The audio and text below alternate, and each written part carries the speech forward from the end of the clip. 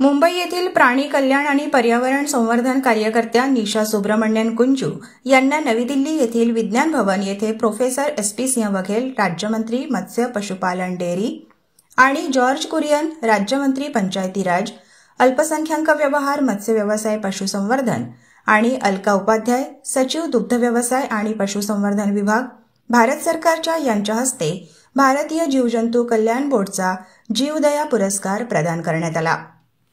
निशा महाराष्ट्र प्राणी कल्याण कायदा संनियंत्रण समितीच्या मानद पशुकल्याण अधिकारी, अम्मा केअर फाउंडेशन ACF आणि plant and animal welfare society Mumbai paws मुंबईच्या सहसंस्थापक आणि international organisation for animal protection च्या महाराष्ट्र राज्याच्या आंतरराष्ट्रीय प्रतिनिधी आहेत।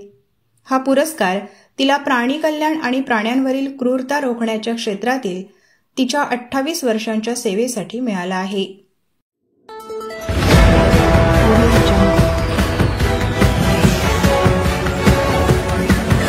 Audio Jungle.